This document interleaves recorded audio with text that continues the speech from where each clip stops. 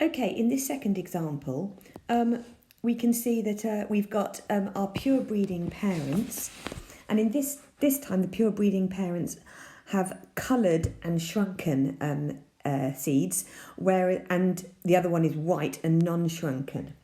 And in the F1 generation, it says they are coloured and non-shrunken, which tells us immediately that coloured and non-shrunken are the dominant alleles. So therefore we can go back and we can say here, okay, so we know that this one is coloured, so 2 dominant and shrunken 2 recessive, and this one is 2 recessive for white and 2 dominant for non-shrunken.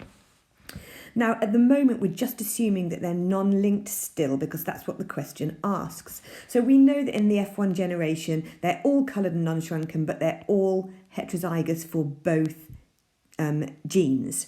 So this question doesn't ask for a dihybrid cross. It actually asks you to do a test cross.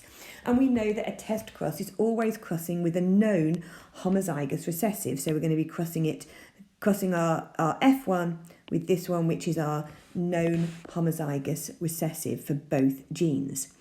And in this case, we can just do a nice skinny punnet. So we've got our gametes here. So this one only produces the one gamete, just this one, whereas this one produces all 4 gametes. And we should end up, therefore, with a 1-to-1 to 1-to-1 ratio of coloured non-shrunken, coloured shrunken, white non-shrunken, and white shrunken. So then the next question actually gives us the actual frequencies. So we can put a little table here, and we know that the expected ratio is 1-to-1 to 1-to-1 for a test cross, but the actual frequencies were these.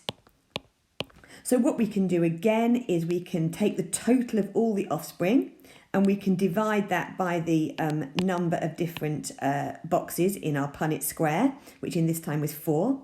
And in this case, each one is 1, so we'd put that divided by 4 is 10,946, so I can put that in each of these categories.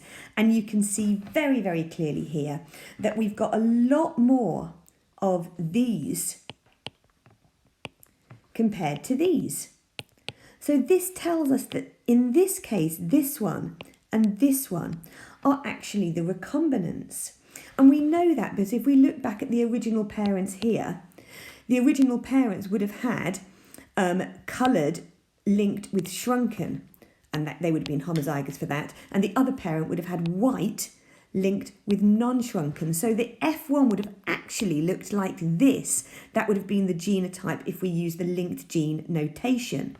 So therefore, the only way you can produce recombinants, so most of the gametes would have either been that or that. So most of the gametes would have actually been this one and this one.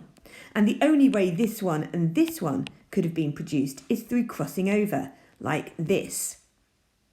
So therefore, we would have ended up with the these staying the same, but the other ones crossing over. So actually, in this case, that would have been, sorry, that should have been a little one. That would have been the way the gametes would have formed through crossing over.